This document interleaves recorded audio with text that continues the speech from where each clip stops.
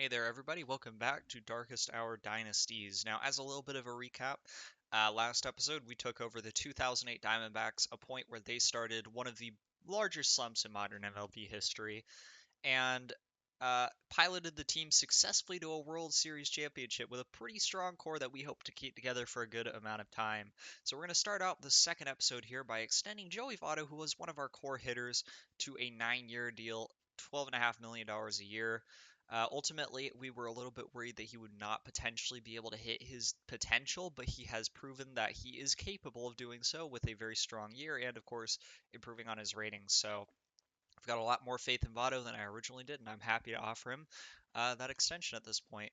So the big thing for our team, obviously, is we got a really strong lineup, but our pitching, while we do have some young quality pitchers, guys like Jake Arrieta, guys like Carlos Carrasco, guys like Josh Johnson, these guys aren't developed yet. And really behind Brandon Webb and Zach Greinke, I mean, we got the lucky Barry Enright for this season, and that's really about it. We didn't have a very strong pitching team at this point, so we're going to look to hopefully improve our pitching.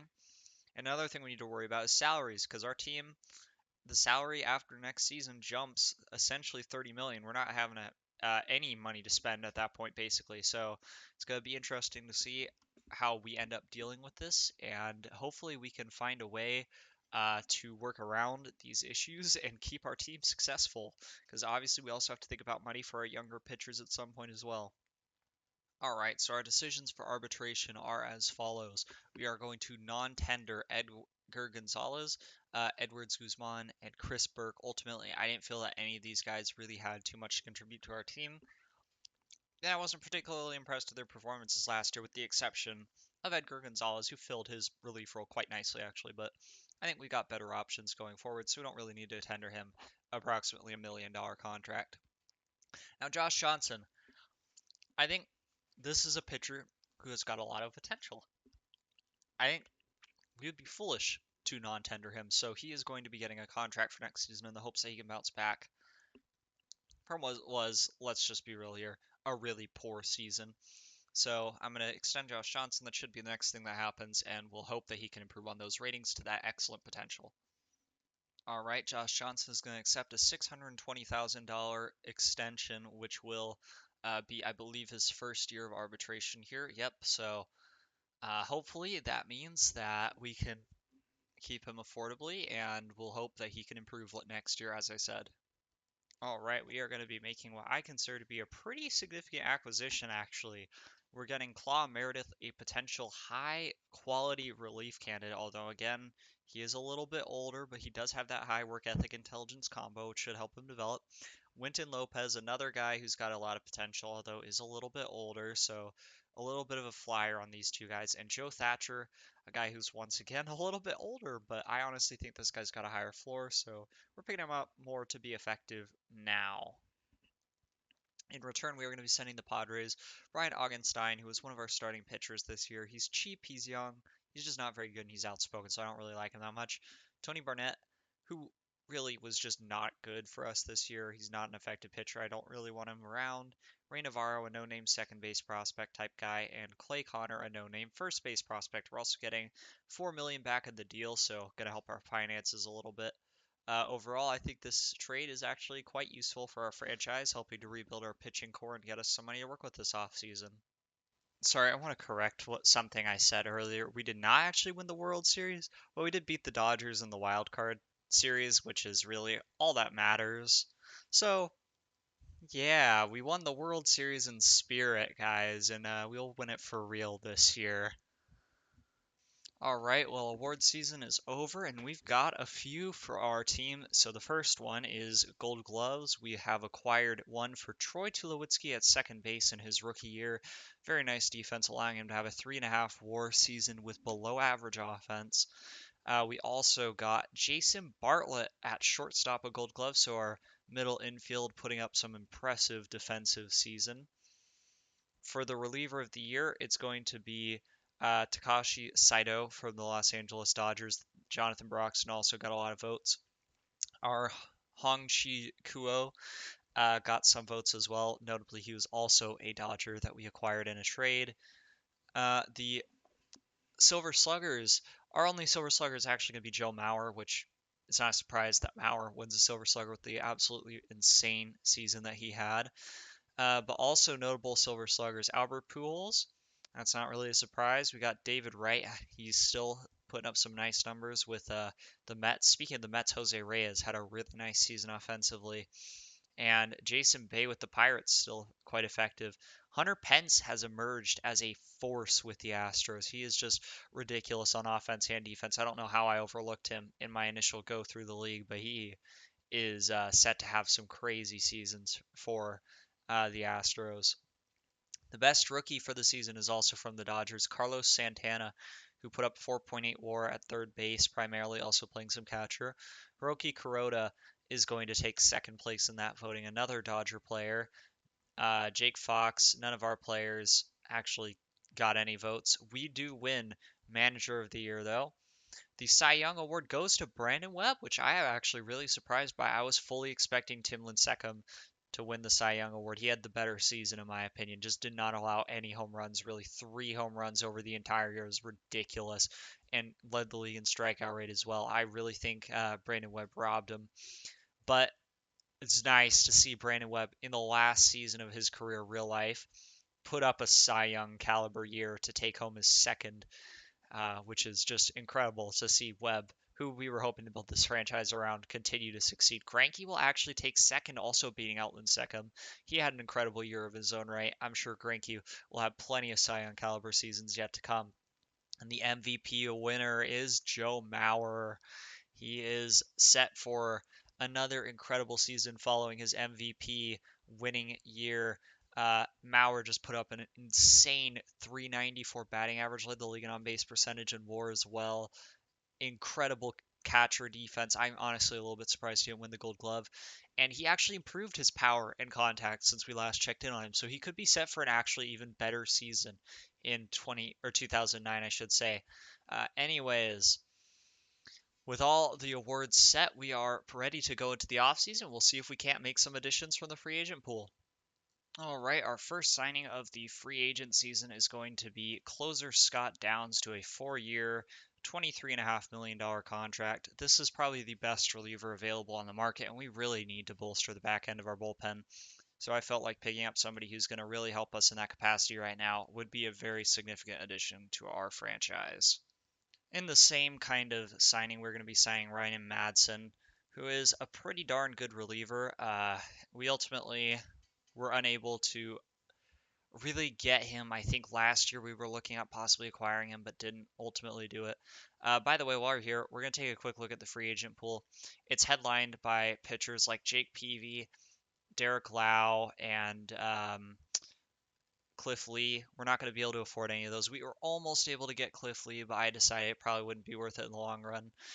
Hitters like Ruben Rivera, Chipper Jones is the big one, and Jason Bay are going to highlight that class. Rafael Furcal is actually really interesting to me as a fielder, and we might be interested in adding him. Starling Marte, a young Starling Marte, is available to sign to a minor league deal, so I'm actually going to do that. That seems like it's too good to pass up. I'll take another look through the hitter and pitcher classes, see if there are any bargains to be had. Ultimately, I think we're signing one more reliever, and then that's going to be it for our free agent splash this offseason. All right, our last signing is going to be Latroy Hawkins.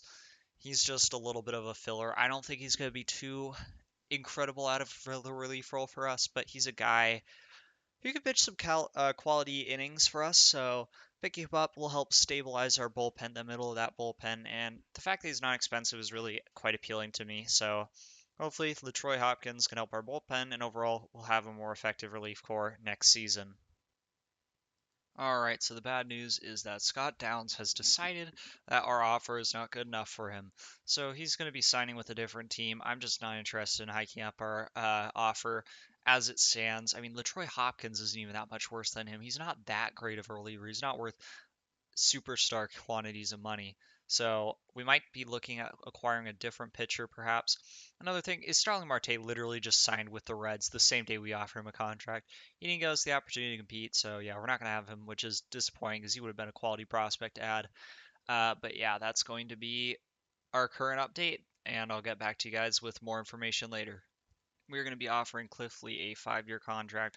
I literally only intend to keep him around for 1 year of this. We'll trade him after the season. But he's got a lot of upside. I love his ratings. He got a 6.4 WAR season with Cleveland last year. So, I mean, obviously he's a quality pitcher.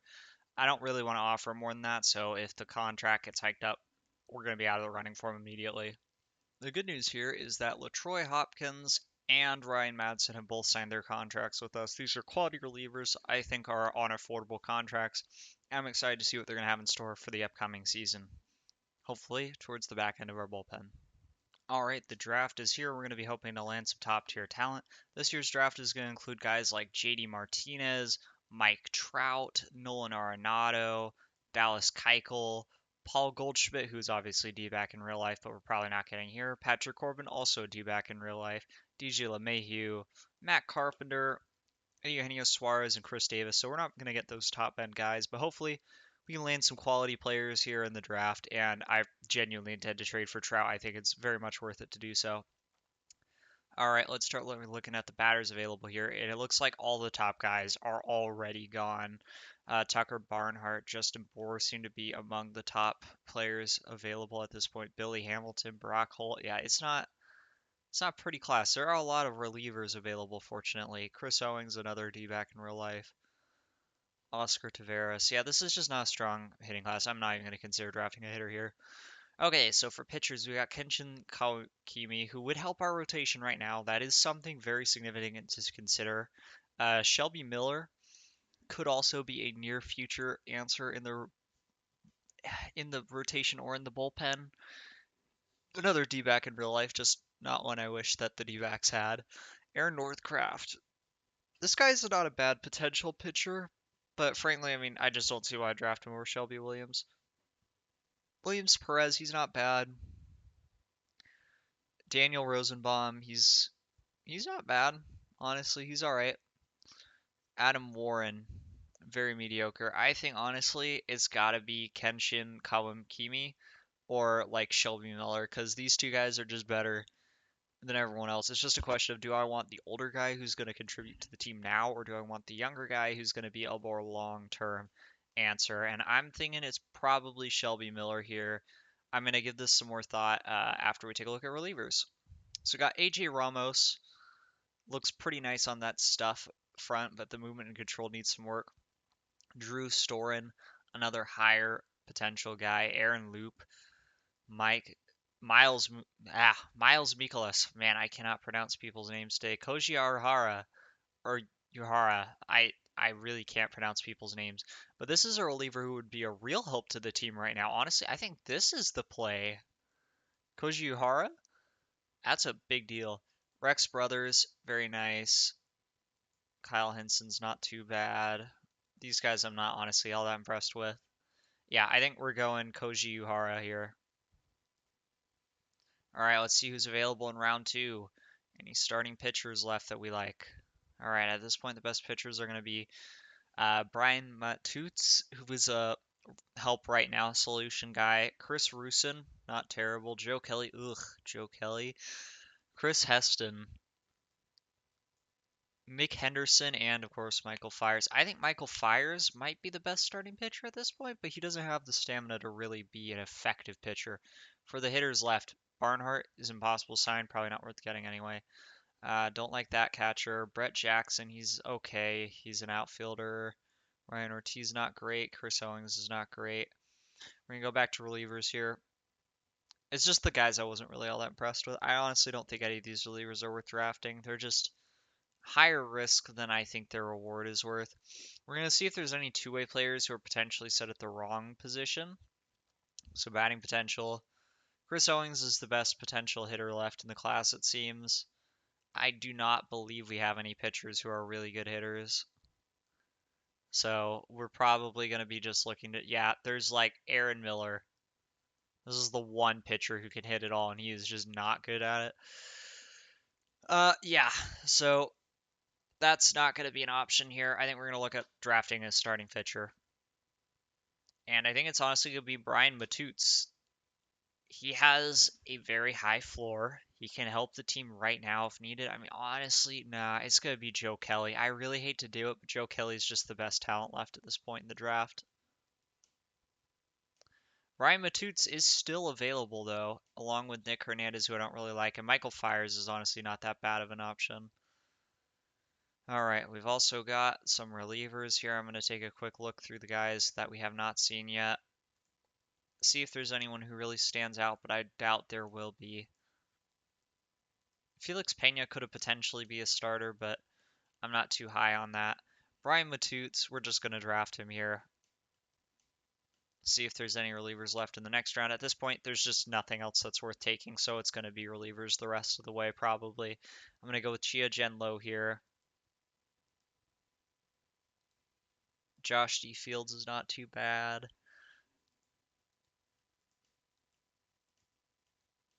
Felix Pena is still available, and frankly, the fact that he could be a potential starter just means his trade value is higher, so I'm going to draft him. I honestly like Salinas' movement enough that I'm really tempted to take him here, but he's also 180,000 more than whoever else I would draft at this spot. I honestly like Josh D. Fields the best. We'll go with him. And with those, our first 5, I believe, picks being made, I'm going to do the rest of the draft offline. But first, we're going to take a look at who took who so far. So Mike Trout, unsurprisingly, goes first overall to the Washington Nationals. JD Martinez, second overall to the Kansas City Royals. Paul Goldschmidt, third to the Seattle Mariners. Dallas Keuchel, fourth overall to the Colorado Rockies. Nolan Arenado goes fifth overall to the. That's funny. The Rockies could have taken Arenado, but went with Keuchel instead. Instead, Arenado is going to be a Pirate. Patrick Corbin goes sixth overall to the Phillies. Garrett Richards goes seventh overall to the Chicago White Sox. This is actually a really surprising pickup. I like that Garrett Richards acquisition. DJ LeMahieu goes eighth overall to the Milwaukee Brewers. That's a solid add. Eugenio Suarez, ninth overall to the Baltimore Orioles. It'll be fun to see what he can do. Wilson Contreras goes 11th overall to the Padres. Dozier 10th. Pollock 13th. A lot of D-backs in this draft. Robbie Erlin. Wow, that's an impressive Robbie Erlin. 14th. Scope 15th. Skaggs 17th or 16th. Justin Wilson 17th. Kipnis 18th. Davis 19th. Polanco 20th. Narvaez 21st, Ventura 22nd, Thames 23rd, Herrera 24th, Seager 25th. Wow, second base Kyle Seager, interesting. Santana 26th, Gomes 27th, Myers 28th, and Minor 29th. I will complete the rest of the draft, and hopefully we can add some quality talent throughout to bolster our prospects, because right now our farm is honestly not that good. All right, we are here at the Rule 5 draft, and there's actually some very interesting players available. The highlight of them is going to be Lorenzo Cain, who the Milwaukee Brewers have actually left unprotected, so he's going to be a top target for us. Outfield defense is obviously not what it was in real life, but his hitting is very nice. Good base running as well. Number 61 prospect in MLB. He's going to be a pretty interesting player to target. There's a lot of relievers we're going to be looking to take flyers on, like Eric O'Flaherty. He's got pretty good potential. Sean Burnett, same deal. The particularly interesting one to me is actually Kenley Jansen, who is available in the Rule 5 draft. He is still set as a catching prospect, and man, I cannot spell his name. But he is actually a very high potential reliever, only 21. I guess it's his first name I can't spell, evidently. Yep, here we go. Kenley Jansen. Very high potential as a reliever, which you'd expect given everything he did in real life. He's 21. Obviously not a catcher, so we're going to look to take him in the Rule 5 draft if possible. Hope he can develop as a reliever. If not, I'm sure we'd be able to trade him easily. Anyways, here we go. Let's see who gets picked. Interestingly enough, we actually lost 2 players in the Rule 5 draft. Frank Carreri, very good personality catcher, but not really a high player. Evan McLean, who I'm honestly glad is gone. He's just a bad reliever at best, really. All right, so with our first pick in the Rule 5 draft, we're going to take Lorenzo Cain. That is a big addition to our franchise. We're going to lose Trent Oler. I can't pronounce his name. He's actually a player I'm kind of sad to see go. He had some interesting hitting profile. All right, next up, we're going to be drafting Eric Flaherty. We're going to follow that up with Sean Burnett.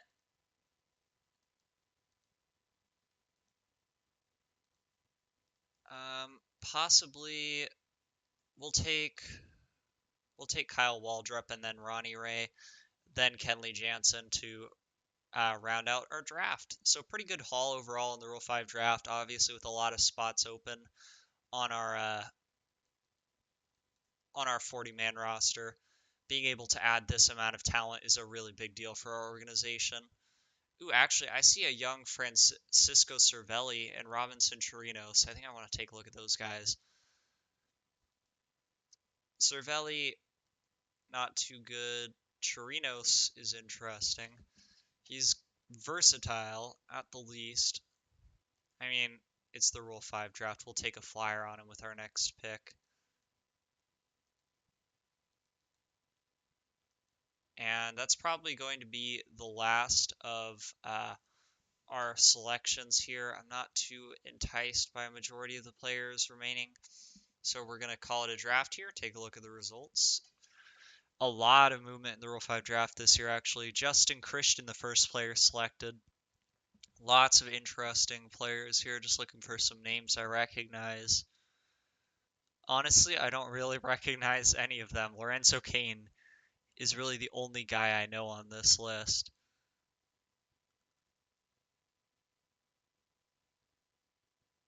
Yeah, I really know none of these players. That's interesting, though. Pretty good draft haul for us.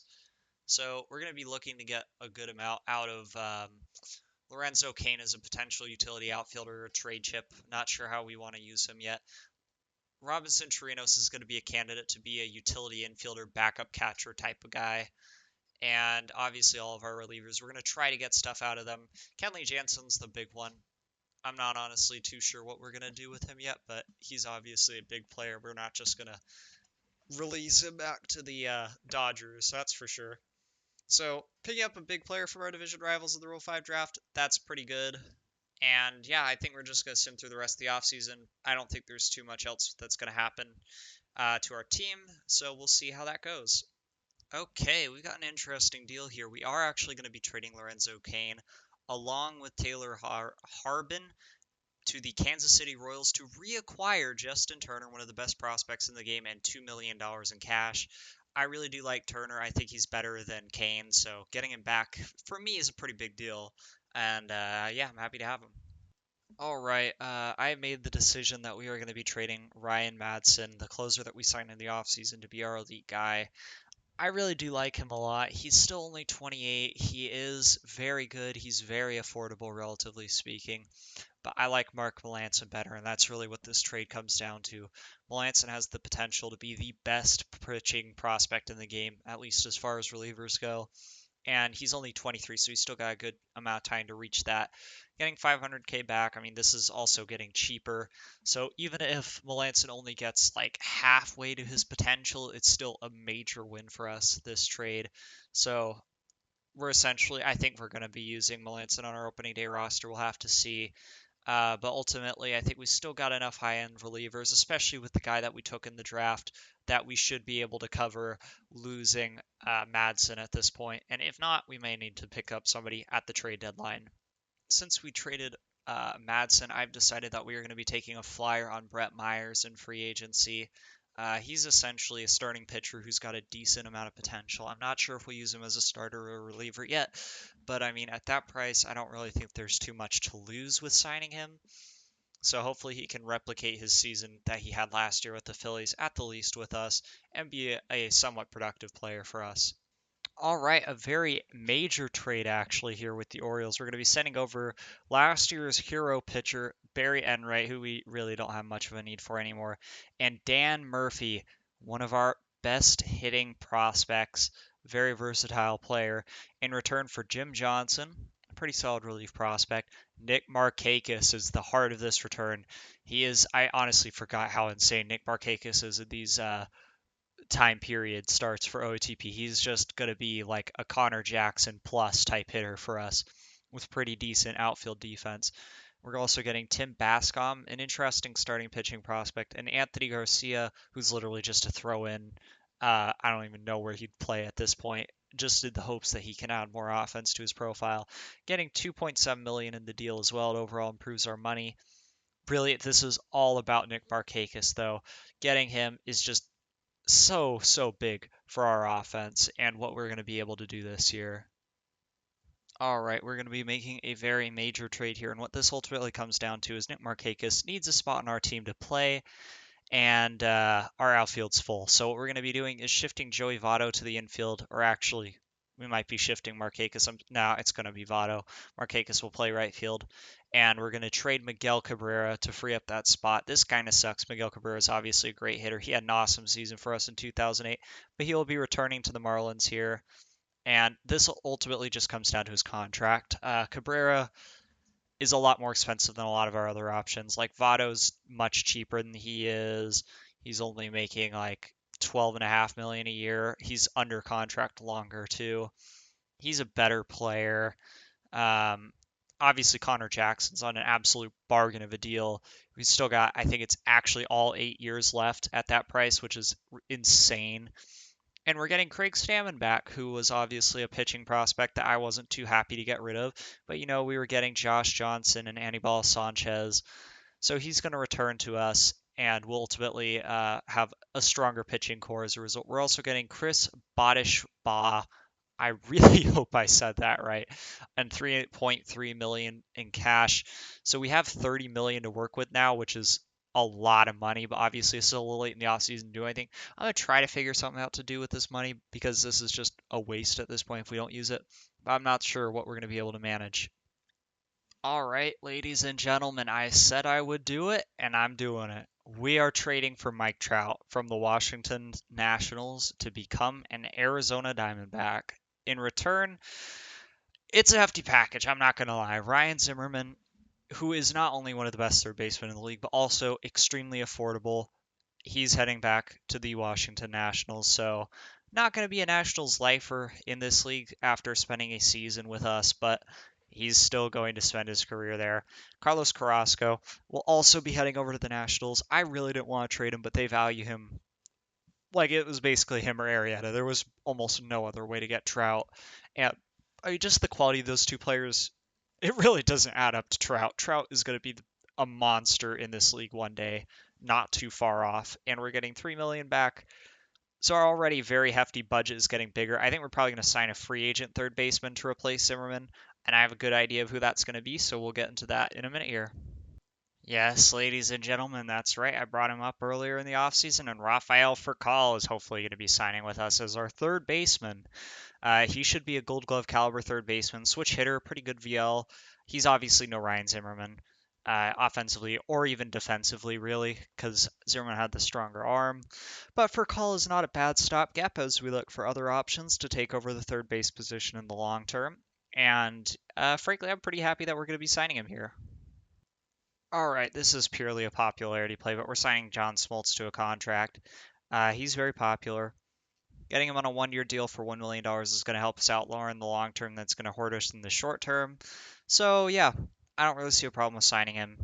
Just hoping that it'll increase our fan interest and that will increase our ticket sales.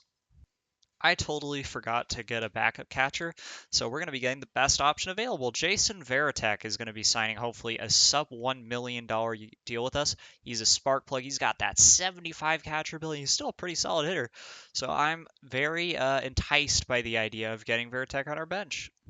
This one was pretty much going to be a guarantee from the moment that we acquired him. Nick Markakis is going to be signing a 10-year extension worth about $13 million a year. He is obviously an integral part of the core, and we want to keep him around for as long as possible with those crazy Mauer-like batting ratings, except maybe with even a little bit better power. So, yeah, Markakis is going to be big. And on a secondary note, this is more or less what our spring training roster is going to look like. By the way, Nick Swisher, who had like a 4 WAR year we got on a minor league deal, so that's going to be an interesting one to watch how Nick Swisher plays out in the minors at the start of the year. We have Mike Trout on our spring training roster. We want to get him some reps. He's going to be backing up all three outfield positions, trying to get him into some games. Votto will be at first, Tulowitzki at second. Turner is going to be starting at third base, He'll play third base the entire season, even after we sign for Call. He's going to start the year in the minors, but I want to get him some opportunities here in the majors. Our starting rotation is going to be obviously Webb and Greinke. Those two guys are locks. We want to give Josh Johnson as many opportunities as possible to crack the rotation this year. So he's going to be in the spring training rotation towards the top. Anibal Sanchez, same thing. He's starting to reach the age where there's pretty much no way he's going to start to develop or continue to develop after that. So we want to really get him those opportunities. Arrieta, I want to see him in spring training. He's much younger, high work ethic. The pressure is way lower on Arrieta than literally any of our other guys. So, yeah, he's going to have the opportunity to crack our rotation, but obviously the pressure is much lower on him. We're just giving him an opportunity here.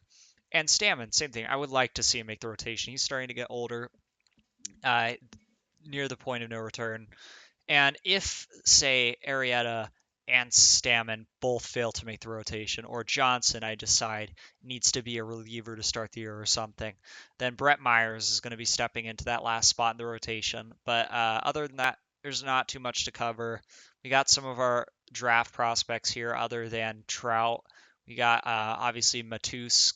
We've got Uhara as well coming up, so we want to see what these guys have got, and they will be joining our team this year.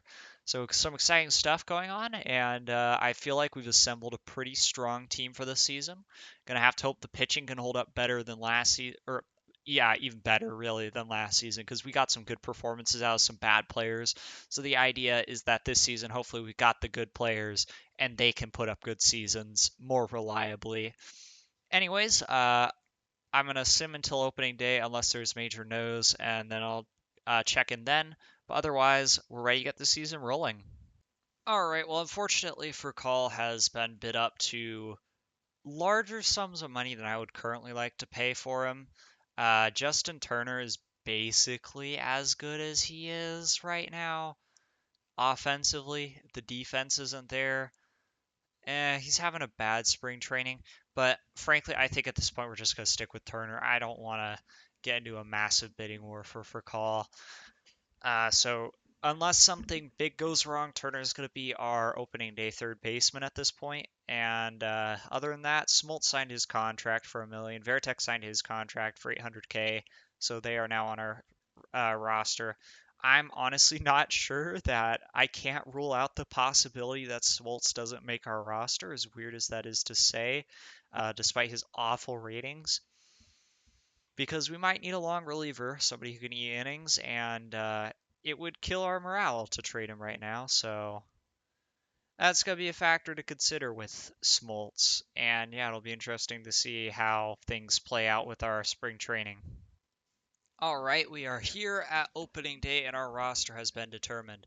We've got Joe Mauer starting at catcher and batting leadoff, Connor Jackson in left field, batting second, Nick Markakis in right field, batting third, Tulowitzki at second base, batting fourth, Votto at first base, batting fifth, Bartlett at shortstop, batting sixth, Turner at third base, batting seventh, Taveras at center field, batting ninth.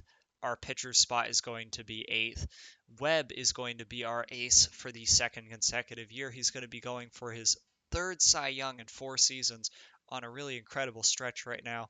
Greinke is going to be shooting for his first Cy Young out of our second starter slot, hoping for another big year from Greinke.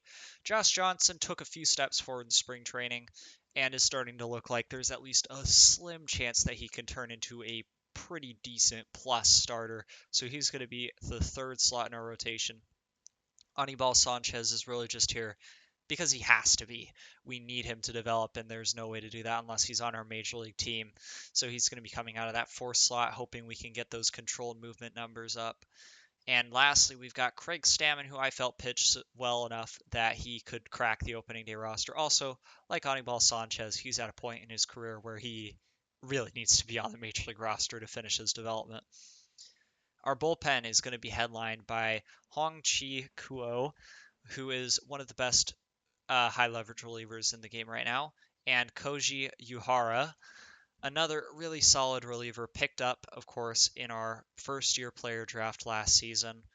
We've also got Brett Myers, LaTroy Hopkins, Claude Meredith, Luke Gregerson, Kenley Johnson, and of course, John Smoltz rounding out our bullpen. It's going to be a rough ride to those bottom two in the bullpen from our rotation. We're going to have to hope our guys can give us depth. The good news is every single starting pitcher we have has 65 stamina or better in the case of Brandon Webb. So that's going to be a good factor. Our defense is pretty good. Maurer is going to help our pitchers, and Veritek when he pitches or when he catches is really going to help our pitchers. We're really going to need that because I have a feeling that this season is going to be very hit or miss with our pitching. All right, with that, let me quickly make sure that all of our guys are on the 40-man roster, and then we are going to simulate to opening day. Why is Joe Thatcher? Oh, yeah, that's right. Sorry. DFA'd Joe Thatcher. Forgot about that. All right, opening day versus the Colorado Rockies. Looks like we've got pretty much an advantage across the board, except the game thinks Dan Herron is better than Brandon Webb. That's funny. Anyways, let's get into this game and see how our elite offense is going to run this season. With a game, I believe, at Coors Field. So no better way to get the season started. Nah, it's in Chase. Okay, well, at least we're playing for the home crowd here. Dexter Fowler is going to be the first man to bat here for the Colorado Rockies, facing the ace, Brandon Webb. 0-1 pitch is on the way. Wind blowing out to right field, so lefties could have an easier time hitting home runs today. Ground ball, Justin Turner with his first. Oh my God, Justin Turner! His first major league play at third base is an error. Oh, that's humiliating on a routine play. Oh, that's just bad. I should specify, Brandon Webb strikes out the number 2 hitter, Barnes. And now we got Seth Smith up, runner on first still, and he strikes him out. Brandon Webb infuriated by Justin Turner's error on the first play of the season. That's going to be knocked up the middle for a single. They're not going to have Fowler attempts to go for third. And here is Chris Iannetta, 2-1 pitch, ground ball Turner. This time he doesn't botch it, and the inning is over. Man, having Turner at the hot corner of the series is going to be a wild ride. All right, we've got Joe Mauer up. First at bat of the season for the reigning MVP, 3-1, and he draws a walk. Mauer getting on base at his first at bat. 1-0 to Connor Jackson, broken bat to the third baseman, and that is going to be an out there. Jackson's actually got some pretty good speed here. I'm kind of tempted to steal. Iannetta and Dan Herron do not combine for the greatest steal prevention. We're going to give one opportunity for Jackson to steal here. Markakis at the plate. Swing and a miss, and Jackson is into second with a successful steal. 0-2 to Markakis, and Markakis strikes out. An impressive K by Dan Herron, the Rockies ace. 0-2 to Tulo. That's a grounder. Herron with an incredibly acrobatic play, but still is not enough to get Tulo. And now he faces the dangerous Joey Votto with runners on the corners and 2 outs. 1-1. It's ripped to the shortstop, but they're going to make the play and end the inning without allowing a run. All right, we're going to do until runners in scoring position for the rest of the game. Oh, Jason Bartlett with a double here. Once again, I'm not too confident in this Rockies defense. We're going to try to steal third with Bartlett. Actually, fly ball to the left side by Turner. That's foul. All right, well, let's see if Bartlett can't take third here. That's ripped up the middle. It's going to be better than third. He's going to come in to score on the Justin Turner RBI single. Making up for his earlier error is Justin Turner. We got Brandon Webb up. He does have good sack bunt. He's not a good hitter, so I think we're going to just try to bunt here. Failed bunt. Attempt number 2, and he misses it again, so we're 0-2 for Webb, and he strikes out. That was a pretty pathetic at bat. Willie Taveras now. That's going to be ripped hard to center field, but this is almost certainly going to be caught. And we've got Maurer up for his second at bat. He walked the first time. Oh, they pick off Justin Turner. Oh, Justin Turner, you're having such a bad day, my guy. All right, well, Iannetta doubles in somebody. But Webb is pitching pretty well so far. 5 strikeouts, no walks in 3.1 innings. Ian Stewart, 1-1. Oh my God, that's another error on Votto. Joey Votto commits an opening day error. Oh man, it's not a pretty game for our defense so far. And that's really not what should be the case. Votto should not be doing that. All right, fly ball to center. They're going to try to steal home on, or get home on Taveras' arm, and will successfully do so. The Rockies have a 2-1 lead. 1-0 to Doug Breener. This should be an easy play for Taveras out there. Oh my god, it's over his head! Oh my goodness, it is not looking good. Fortunately, Dan Herron is up. Full count to Dan Herron, but Webb does manage to strike him out. That was not what we wanted to see there in that inning. A blank inning from the offense. Fortunately, that time Webb keeps them shut down. And Webb's at 99 pitches. I think we're going to bring in a pinch hitter here. Question is who to put up in the bullpen. I'm thinking Claw Meredith here. We're going to put Claw Meredith up. Okay, and let's pinch hit Emilio Bonifacio, or maybe Jason Varitek. Let's see, we got a righty up. Varitek's okay. Bonifacio, I mean, neither of these guys are particularly good. Bonifacio gets on base, he's a much better runner than Varitek. All right, we're going to pinch hit Bonifacio. This is one weakness of our team. Our bench is pretty bad, offensively at least. We don't have any good pinch hitters.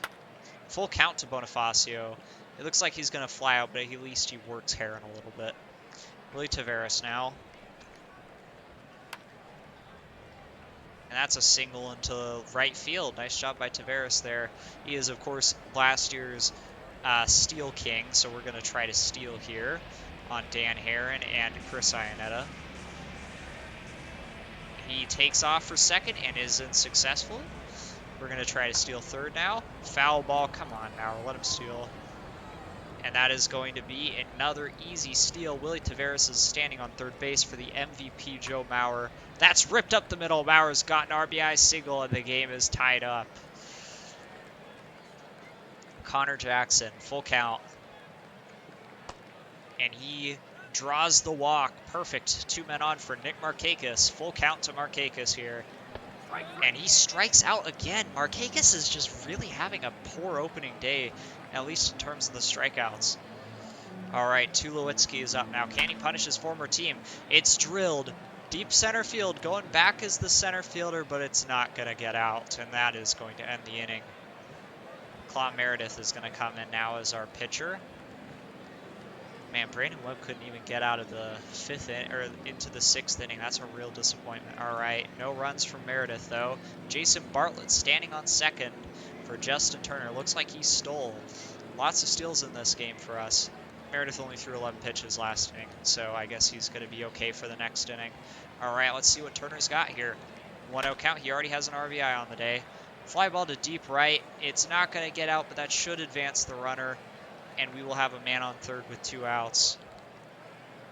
Okay, you know what? We got a pinch hit here. This is just too critical of an opportunity. And I will get LaTroy Hopkins hot in the bullpen. Varitek will come in to pinch hit for Claw Meredith. And Dan Herron to Varitek, 2-1. Little dribbler. Can he beat it out? It's an error! He's going to throw it away! Iannetta misses the throw, and Varitek is standing on second base. Oh, man, as... who was that came in to score? It was Bartlett, right? Yeah, that's awesome. We have the 3-1 lead now for Willie Taveras. 1-2 count. That's into right field. Taveras keeps the inning alive. He's going to send the runner, and we will add on. Joe Mauer's at the plate now. You already know what we're doing. Taveras is stealing second. They pitch out, and they'll beat him there. That's a shame. I guess I probably should have seen the pitch out coming. That's something when I don't play these manual games for a long time, I forget the AI does when you try to steal too much. All right, well, Doug Bernier with a leadoff double against LaTroy Hopkins, who was our big free agent signing. Hop now, ground ball to the shortstop, and that's an easy out for Bartlett. Reigning Gold Glover there at the most important defensive position on the field. This one is a single up the middle by Fowler. Bartlett couldn't get there. Tavares is slow to get there, and they are going to score on the play. Big disappointment from LaTroy Hopkins so far, and he allows another base runner. Clint Barnes reaches. Come on, Hopkins. Seth Smith now. That's going to split the gaps, and the Rockies are at least going to tie it. My goodness. The pitching has been really disappointing today. The Rockies will tie it up, and now we've got Hank Blalik, who looks very dangerous. I'm going to intentionally walk him to get the advantage of a force out. Iannetta is up now, 1-0 count. Let's hope that this is not too hard hit. Fly ball to Tavares in center field. His arm is not too strong out there. He's going to gun it home. Will it get there? It will not, and the Rockies will take the lead. Hopkins, full count to Ian Stewart, and he walks him. LaTroy Hopkins, get yourself under control, please. Tony Blanco, 0-2 count. And finally a strikeout to end the inning, but not before Hopkins gives up 3 runs. Okay, I think I'm going to get Gregerson up. We've still got at least 1 inning to go before we can get our best players up. Mauer with an immediate leadoff double. Perfect. The MVP picks up right where he left off. 2-1 to Connor Jackson. A ground ball left side. It's going to be a hit. Mauer's going to hold up at third, but we've got runners on the corners with nobody out for Nick Markakis. 2-0 count to Markakis. The infield is in. This is a fly ball to center field. It might not be far enough for the slow Mauer to score, and he will not even attempt to do so. Too low. 1-2 count. Anything but a strikeout, please, Tulo. Oh my goodness, Tulo. Votto now. 1-2. Please don't strike out. Votto! He rips it into right field. Mauer's going to score. We're going to have runners on the corners. And Votto ties it up. Jason Bartlett now against Tony Pena. 1-2. He chops out to right. This is going to likely be caught, but the game will be tied now as we head to the 8th. I'm going to bring in Luke Gregerson here. All right, let's see if he can shut the Rocky. He allows a 2-run home run to the 35-year-old Todd Helton with 40 home run power. The pitching just cannot be this bad. Okay, well, I'm going to warm up Koshi Yuhara, and in the event that we do not at least bring the game closer, Kenley Jansen. All right, Justin Turner, first man to bat here in the inning. 0-1 count from Manuel Corpus. That's a single up the middle, Justin Turner. So weird to be rooting for Justin Turner. All right, Jesus Merchan or Colin Cogwell. It's got to be Jesus Merchan here to pinch hit for Luke Gregerson. All right, Merchan is up. Justin Turner is on first base. Manuel Corpus is the pitcher. 2-2 count. And he strikes out. Why would I even bother pinch hitting at that point? 2-0 to Willie Tavares. That's going to be popped up. This is almost certainly caught, and it's not looking good. Joe Mauer's up, though. Full count. He hits it up the middle. This is going to be an out, and we will not get any closer. All right, well, I'm bringing in Kenley Jansen. He could use the opportunity to develop. This game looks lost. Pitching just did a really horrible job. Unsurprisingly, Kenley Jansen allows a base runner, and Ian Stewart appears to have stolen second base, which is a surprise, actually. He's going to walk Tony Blanco. Actually, looks like he walked Ian Stewart as well. I'm honestly not surprised by that. Kenley Jansen's just not ready. Fly ball to the right side. This looks like it should be an easy play for Markakis. And somehow they're going to advance a runner on that play. We have not had any luck from our outfielders in stopping the running game. And we're probably not going to see any. Oh, they're going to try to steal, but it will be caught. Mauer throws him out easily. All right, bottom of the 9th. In the unlikely event that we take the lead, I'm going to get Kuo up, or tie it, I should say. Tie it or take the lead. I'm going to get Kuo up. Connor Jackson will bat first here. 1-1 count. They're bringing in a lefty, weirdly enough, to face him. That's a weak chopper to the shortstop. That's an easy play. Nick Markakis now, he's had a pretty poor day. 2-2 count. And he strikes out. Troy Tulowitzki, 1-1. Last man standing, might I add. That's a fly ball to center field, and the game is over. We lose on the back of 3 errors and a really poor pitching performance, especially by LaTroy Hopkins and Luke Gregerson. Yeah, that was just not what we wanted to see on opening day. Really bad job by the defense and the pitching. All right, well, we'll sim a month out, see how things are going, and then check in with our team at that point. All right, we are a month in and actually below 500, but the big problem has not been the pitching. It's been the offense. Connor Jackson, Troy Tulowitzki, Willie Taveras, Justin Turner, just nobody who should be hitting other than like Votto, Maurer, and Markakis are doing their jobs. It's just not, it's ugly. We got some guys horribly underperforming, especially Tulowitzki and Turner. These guys should not be anywhere near this bad. We need some big turnarounds going forwards in order to be a productive team offensively. But the pitching has been pretty good for the most part, other than, John Smoltz and his 15.19 ERA. That's a little bit of a problem. But we're getting good performances out of guys like Anibal Sanchez. He actually improved his movement a little bit. I'm a little bit more optimistic about his future. He's on pace for a 5 WAR year. Webb and Greinke picking up right where they left off. 10 WAR and 9 WAR are their expected totals, which is obviously a big deal. Stammen's doing pretty all right. Josh Johnson hasn't been too bad. It really is the offense. We just need guys to get going. We've got the pieces. We just need them to do their jobs. Also, Koji Uehara, huge season so far. Huge season. No runs allowed so far in 12 innings pitched. That's a real impressive start. I'll have to see how he can keep that going.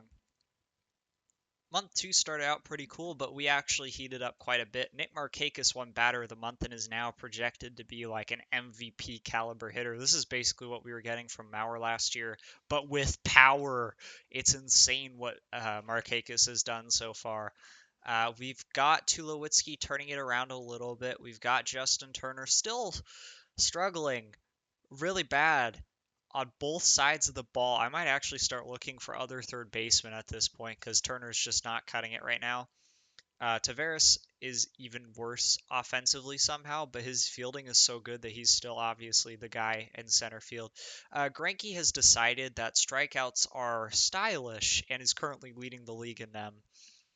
Very impressive season so far by Greinke and Webb, obviously in the same boat, although they both had a little bit less effective second months than first.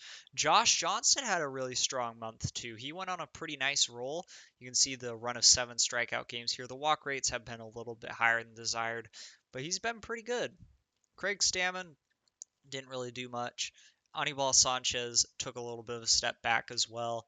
But Connor Jackson, he's also got his bat finally going as well.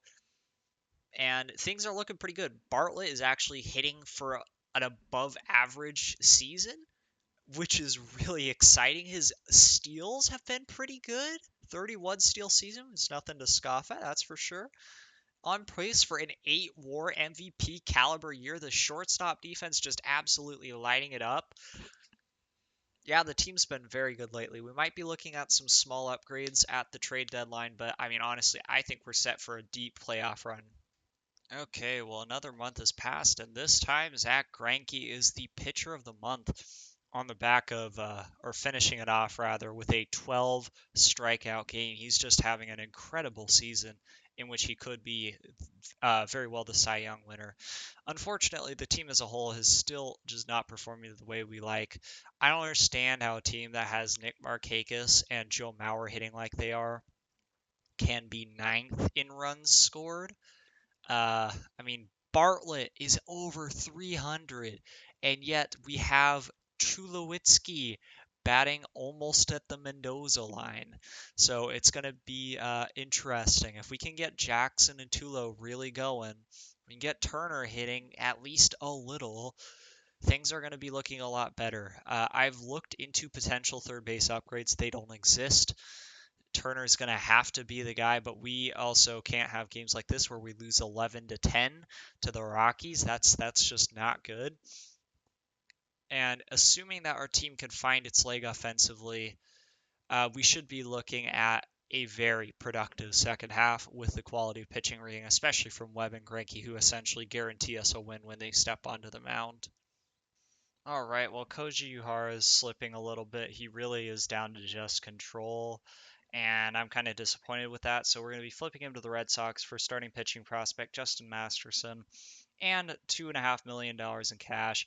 I am still desperately looking for a third base upgrade. I actually almost traded for Kevin Youkilis, but I ultimately decided that giving up guys like Connor Jackson was not a good idea for this team in the long run. So I'm going to try to get somebody else, but it's really just so hard to make trades in this game. Your players are so unvalued compared to the AIs, and it's really I'm having trouble pulling anything off. So we may honestly just have to deal with Turner, which would be a nightmare. So yeah, it's a tough spot right now.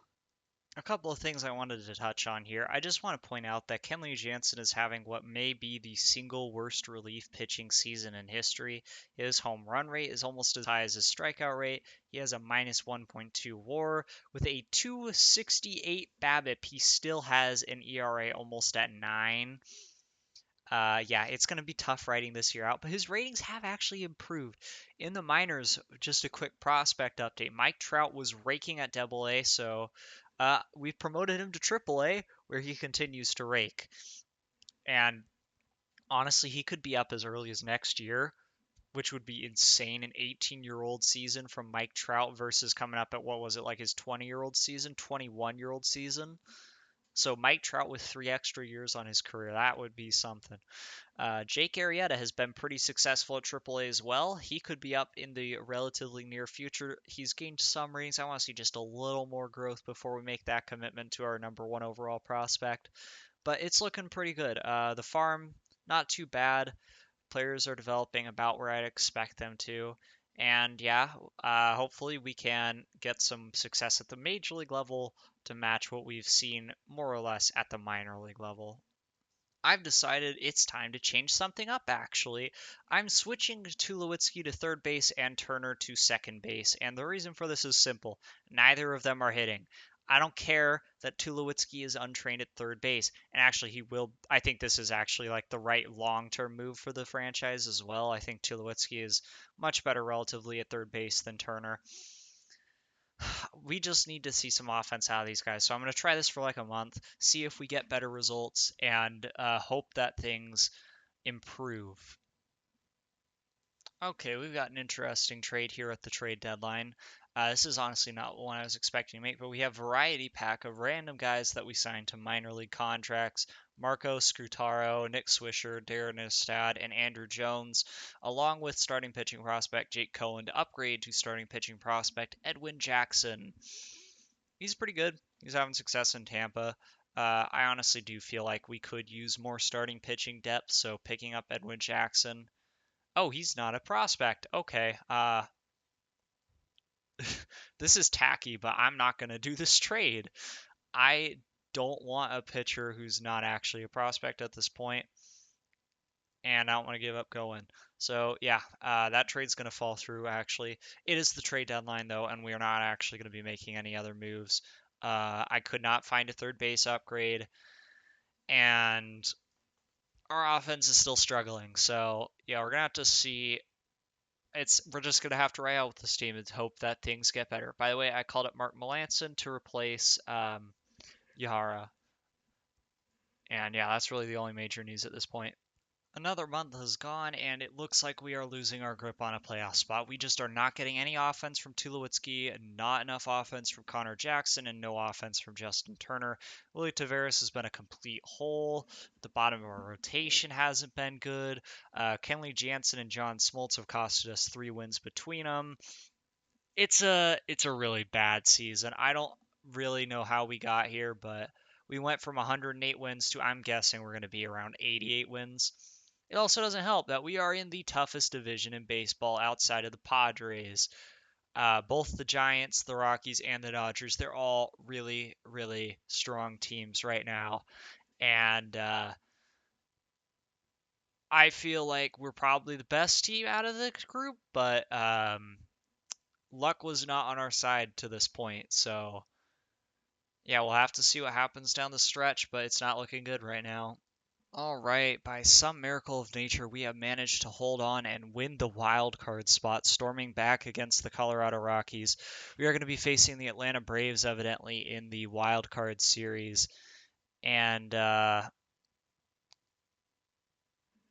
just taking a quick look at the playoff picture here, it looks like we're going to be the Braves, Dodgers, and Cubs are the division winners. White Sox, Mariners, Red Sox, and Blue Jays will be facing off in the American League. Now, as for these Braves, they've got Ruben Rivera, Yusniel Escobar, Brian McCann. Brian McCann is not good at catcher. Wow, that is horrible defense. Mark Teixeira, Jeff Francoeur, Martin Prado, Eric Chavez, and Jai Miller. This is a pretty weak offense overall, I think. Jair Jurgens. I've never heard of this guy, but he's really good for them. Tim Hudson, not bad. Charlie Morton, pretty solid. Jonathan Sanchez, not bad. Craig Kimbrell is the big name here, though, no doubt. Elite closer for them. Matt Thornton, pretty good as well. This is a 105 win team. I have no idea how this team won 105 games. It looks like their runs against was somehow incredibly good. On the other hand, ours somehow was incredible. I mean, this is a lot of it. Kenley Jansen and John Smoltz did not help our team out. September call-ups were a big deal. One thing I want to make sure is that Kenley Jansen and John Smoltz are absolutely not on the playoff roster. I really don't want them on the playoff roster. I don't care if we literally have to run nobody over them. That's better than having them on the roster. All right, now who's not on the playoff roster right now? It looks like some of our September call-ups, guys like Sean Kelly aren't. He's not eligible some reason. I'm sure Mark Melanson's already on the playoff roster. I'm sure Claude Meredith is. Matt Sartor, he's not eligible. I don't understand why some of these guys are ineligible for the playoff roster. That really is frustrating, but I guess we're literally going to be running a six-guy bullpen. I really don't like any of our options in the starting rotation. I guess we're going to run Craig Stammen and Josh Johnson in that order. I'm honestly tempted to almost switch to a three-man rotation and throw Stammen in the Johnson in the bullpen too. We're not looking too good here. It's going to be a tough playoff series. It's just because our bullpen is just not deep enough because for whatever reason it decided that Kenley Jansen and John Smoltz should be on our playoff roster. All right, anyways, here we go. Game 1 against the Braves. We are going to lose 2-1. So the offense, once again, fails to come in. 15-4 loss, so it's a both sides of the ball. We just absolutely blew it. And 7-2, we're swept by the Braves in a humiliating fashion. A team that is much worse than us, and they kick our butts. Really, I mean, I got to say, Mauer had a good year. Markakis had a good year. Votto had a good year. Bartlett had a good year. Not one other person on this offense had a good year. Connor Jackson imploded. He put up borderline MVP caliber stats in 2008. And then, with the same ratings, mind you, drops to a league average hitter. Tulowitzki goes from a league average hitter. He should be improving. He drops off from there. Then there's Justin Turner, who just never turns into form. The rotation behind Webb and Greinke, and really the entire pitching staff, just completely horrendous. I mean, Greinke should win the Cy Young, Mauer should win the MVP, and our team was a first-round playoff exit that was lucky to get that far. Anyways, my rant's over. Let's see who wins the World Series. Anybody but the Dodgers. Please, please, please don't beat the Dodgers. Come on, Braves. The Braves will take the division series, and the Boston Red Sox are going to win another World Series. This is their second in 2 goes in this game. They are putting together a miniature dynasty here, rolling off their World Series success.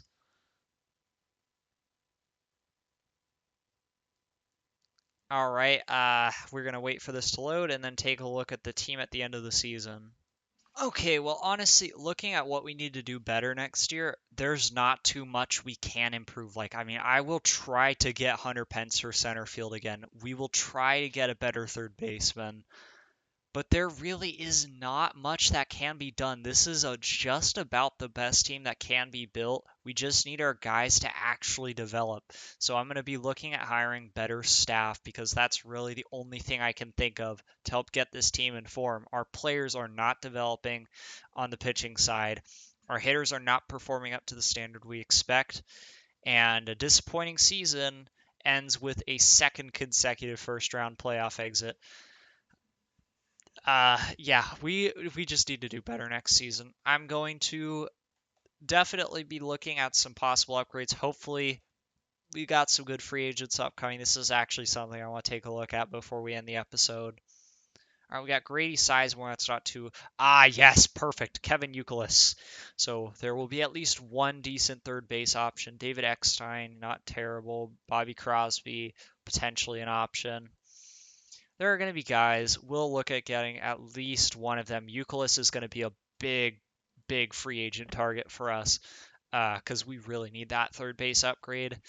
And with that, guys, another disappointing season ends. I will see you guys on the next one. Hope that we can keep our playoff streak running and actually get something a little bit better going with this trying to break the Diamondbacks' darkest hour